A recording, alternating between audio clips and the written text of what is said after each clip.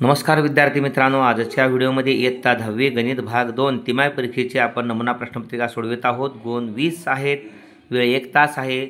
अशाच पद्धतीचा नमुना 18 ऑगस्टपासून होणाऱ्या परीक्षेसाठी गणित भाग 2 साठी आहे। प्रश्न पहिला अ, खालील प्रत्येक उपप्रश्नासाठी 4 पर्यायी उत्तरे दिली आहेत, त्यापैकी अचूक उत्तराचा पर्याय निवडून त्याचे वर्णाक्षर लिहा।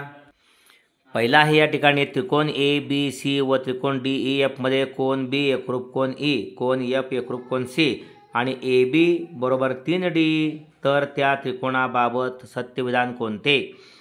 ते एकरूप आहेत आणि समरूप नाहीत। एकरूप असतील तर तंतोतंत बसणार, परंतु ए बी त्रिकोण ए बी सीची प्रत्येक बाजू डी एफच्या तिप्पट आहे, त्यामुळे एकरूप नाहीत। ते एकरूप आहेत आणि समरूपी आहेत। एकरूप आहेत तिथं ते विधान रिजेक्ट होऊ शकतं, सी चूक। वरीलपैकी एक विधान सत्य नाही, हेही चूक। ते समरूप आहेत पण एकरूप नाहीत, कारण दोन संगत कोण आहेत, बी ला ई, सी ला एफ आणि बी सी आणि ई एफ या संगत बाजू आहेत। त्यामुळे या ठिकाणी बी एकरूप ई, सी एकरूप एफ आणि बी सी ही ई एफच्या तिप्पट आहे, म्हणून को बा को कसोटी दोन कोणामधली समष्ट बाजू आहे, को बा को कसोटी समरूपता। इथं फक्त आपल्याला सत्यविधान कोणतं, तर ते समरूप आहेत पण एकरूप नाहीत। दुसरं, काटकोन त्रिकोणात काटकोन करणाऱ्या बाजूंच्या वर्गांची बेरीज 169 असेल तर त्याच्या कर्णाची लांबी किती? आता या ठिकाणी कर्णाची लांबी म्हणजे 169चं वर्गमूळ। काटकोन करणाऱ्या बाजूंच्या वर्गांची बेरीज 169 असेल तर कर्णाची लांबी त्याच्या वर्गमूळा इतकी असते। अचूक पर्याय बी। हा 2 गुणांचा झाला। ब, खालील उपप्रश्न सोडवा। खालील आकृतीतील त्रिकोण कोणत्या कसोटीनुसार समरूप आहेत? या ठिकाणी पहा, आपल्याला टॉपमोस्ट पेपर असेल तर या ठिकाणी आपल्याला फारशा स्पष्टीकरणाची गरज नाही, परंतु या ठिकाणी आपण लक्षात घेणं गरजेचं आहे।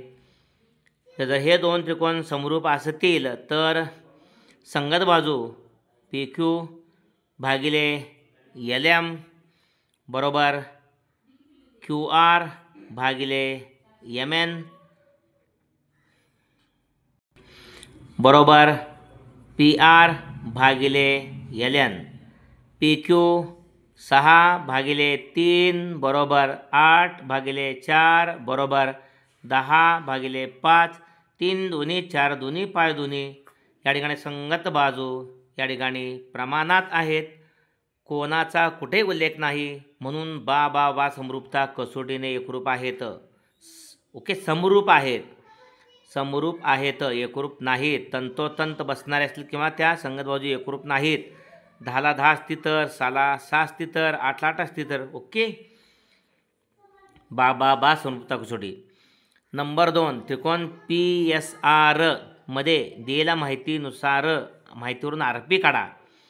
हा 30 आहे, हा 90 आहे, हा 60 असणार। या ठिकाणी 30, 60, 90 मापाच्या गुणधर्मानुसार 30 मापाच्या कोनासमोरील भुजा कर्णाच्या निमपट असते, म्हणजेच 30 मापाच्या कर्ण हा 30 मापाच्या कोनासमोरील बाजूच्या दुप्पट असतो, म्हणजे पी आर हा एस आरच्या दुप्पट।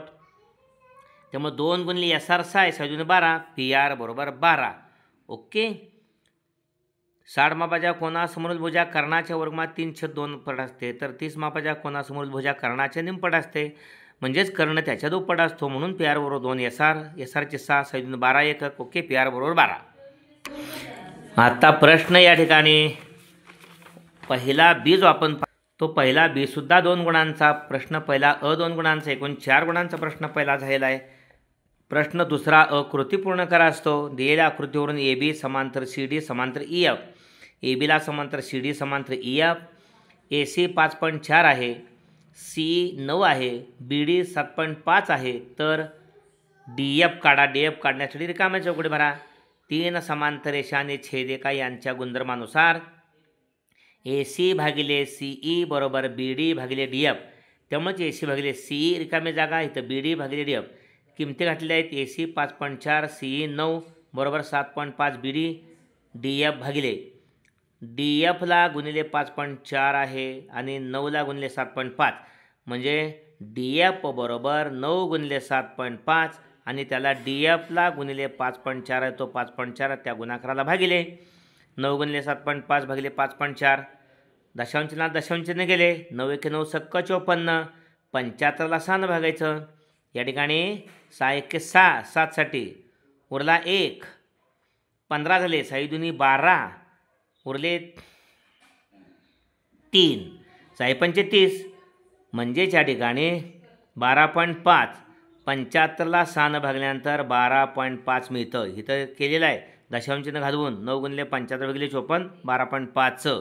इथं DF 12.5, इथं 7.5, इथं BD, इथं CE अशा रिकाम्या जागा आहेत. 4 चौकटीमधल्या रिकाम्या जागासाठी प्रत्येकी अर्धा गुण 2 गुणांचा प्रश्न. त्यानंतर ब आहे, खालील उपप्रश्न सोडवा. कोणतेही दोन एका चौरसाचा कर्ण 10 वर्गमुळात 2 सेमी आहे तर त्याच्या बाजूची लांबी आणि परिमिती काढा. या ठिकाणी चौरसाचा कर्ण, चौरसाची बाजू आपल्याला काढायची आहे. चौरसाची बाजू बरोबर कर्ण भागिले वर्गमुळात किंवा चौरसाचा कर्ण हा बाजूच्या वर्गमुळात 2 पट असतो. कर्ण या ठिकाणी दिलेला आहे 10 वर्गमुळात 2 छेद वर्गमुळात 2. वर्गमुळात 2ला 2 घ्यानंतर चौरसाची बाजू आपल्याला 10 सेमी मिळालेली आहे. बाजूची लांबी मिळालेली आहे चौरसाची बाजू बरोबर 10 सेमी. आणि म्हणून त्याची परिमिती, चौरसाची परिमिती बरोबर 4 गुणिले बाजू. त्यामुळे 4 गुणिले 10 10 चौक 40 सेमी ही परिमिती. ओके. प्रश्न दुसऱ्यातला ब. पहिला 2 गुणांचा कृती पूर्ण करा. ब मध्ये खालील प्रश्न सोडवा. बी मध्ये कोणते दोन प्रत्येकी 2 गुण आहेत 3 असतात. त्यातला पहिला सोडला आपण. दुसरा आकृतीमध्ये दिलेल्या माहितीवरून QPची लांबी काढा. या ठिकाणी ही आकृती आहे. MNPचा कोनद्भाजक NP आहे. इथं 0 आणि 0 म्हणजे हे 2 कोन एकरूप आहेत. म्हणजे केवळ आकृती डोळ्यासमोर आल्याबरोबर कोनद्भाजकाचं प्रमेय द्या लक्षात आलं पाहिजे. आणि कोनद्भाजकाचं प्रमेय हा कोन MN आणि NP, N हा कोन या 2 बाजून तयार झाला आहे. त्यांचं गुणोत्तर एका बाजूला बाजूंचं आणि NQ हा कोनद्भाजक MPला तिसऱ्या बाजूला Qमध्ये छेदतो आणि त्यांचं गुणोत्तर MQ भागिले QP हे समान असतं. त्यामुळे कोनद्भाजकाच्या प्रमेयानुसार MN भागिले NP बरोबर MP भागिले QP. यामध्ये किमती घातलेल्या आहेत. MN बरोबर 25 छेद 40 बरोबर MQ 14 आहे भागिले आपल्याला QP काढायचं आहे.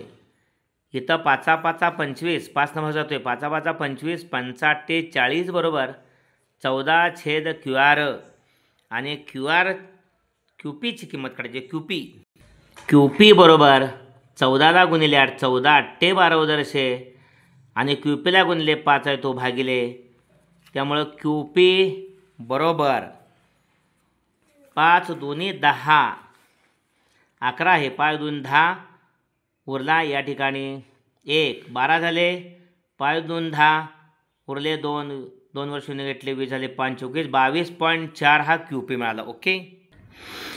तिसरा आहे आकृतीमध्ये QPR 90 अंशाचा आहे. रेख PM QRला लंब आहे. Q dash M dash R म्हणजे M हा Q आणि Rच्या दरम्यान आहे. PM या ठिकाणी 10 आहे लंबाची उंची. QM या ठिकाणी 8 आहे. या ठिकाणी आपल्याला QR विचारलेले आहे. प्रथम आपण भूमिती मध्याच्या गुणधर्मानुसार MR काढायची. भूमिती मध्याच्या गुणधर्मानुसार PM वर्ग बरोबर QM गुणिले MR. भूमिती मध्याच्या गुणधर्मानुसार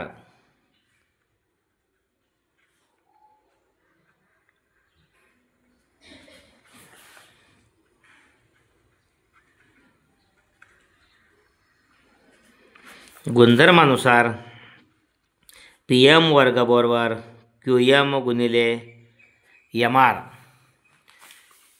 PM वर्ग म्हणजे 10 वर्ग बरोबर 8 गुणिले MR. 10चा वर्ग 100 भागिले MRला गुणिले 8 आहे ते भागिले MR मिळणार. या ठिकाणी MR बरोबर म्हणून चिन्ह करायचं. बरोबर चिन्ह असेल तर पाठीमागं पायरीच्या म्हणून चिन्ह करायचं. म्हणून MR बरोबर 8 एके 8 10 म्हणून 8 गेले उरले 2 20 झाले 8 2 16 उरले 4 40 झाले 4 वर 0 घेतले 8 पंचे 40 MR 12.5. आपल्याला क्यू आर विचारलं आहे. क्यू एम अधिक एम आर यांची बेरीज. क्यू आर बरोबर क्यू एम अधिक एम आर. क्यू एम या ठिकाणी 8 आहे बरोबर एम आर या ठिकाणी 12.5 आणि म्हणून 12 आणि 8 20.5. क्यू आर बरोबर 20.5. ओके. अशा पद्धतीनं 2 गुणांचे हे 2 प्रश्न सोडवायचे होते. 3 हे आपण सोडवलेत. त्यानंतर प्रश्न तिसरा अ. खालील कृती पूर्ण करून पुन्हा लिहा. समलंब चौकोन ABCD मध्ये बाजू AB समांतर बाजू AC, कर्ण AC आणि कर्ण BD परस्परांना P मध्ये छेदतात तर सिद्ध करा. त्रिकोण एरिया त्रिकोण APB छेद एरिया त्रिकोण CPD बरोबर AB वर्ग भागिले CD वर्ग. समलंब चौकोन उकल. समलंब चौकोन ABCD मध्ये बाजू AB समांतर बाजू CD हे पक्षामध्ये येईल आहे.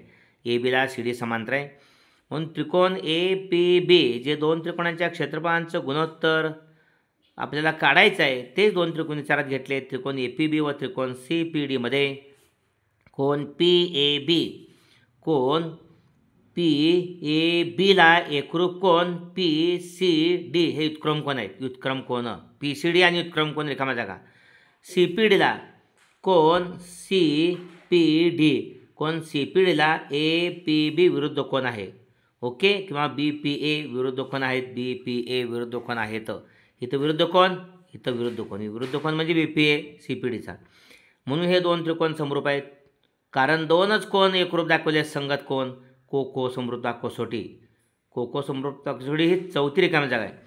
म्हणून या ठिकाणी 2 त्रिकोण समरूप असतील तर त्यांच्या क्षेत्रफळांचे गुणोत्तर त्यांच्या संगत बाजूंच्या वर्गांचे गुणोत्तर इतके असते. म्हणून एरिया त्रिकोण ABC भागिले एरिया त्रिकोण CPD बरोबर AB वर्ग भागिले CD वर्ग. चुकून जायला इथं APB आवश्यक आहे. एरिया त्रिकोण APB भागिले एरिया त्रिकोण CPD. पहिलं दुसरं अक्षर AB वर्ग भागिले CP. त्रिकोण APB आहे. APB पहिलं तिसरं अक्षर AB वर्ग भागिले CD वर्ग पहिलं तिसरं. ओके. समरूप त्रिकोणांच्या क्षेत्रफळांचे प्रमेय आहे हे. 2 त्रिकोण समरूप असतील तर त्यांच्या क्षेत्रफळांचे गुणोत्तर त्यांच्या संगत बाजूंच्या वर्गांच्या गुणोत्तर इतके असते.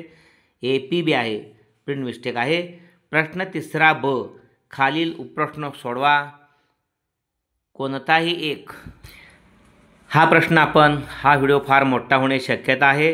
विद्यार्थ्यांना अभ्यास करताना व्हिडिओ पाहत असताना कंटाळवाणं वाटू नये म्हणून तिसरा प्रश्न आणि या ठिकाणी 4था प्रश्न उर्वरित प्रश्न याचे लगेचच पुढील व्हिडिओमध्ये घेणार आहे. आपण या व्हिडिओला जरूर लाईक करा. आपल्या सर्व विद्यार्थी मित्रांच्यासाठी हा व्हिडिओ शेअर करा. धन्यवाद मित्रांनो.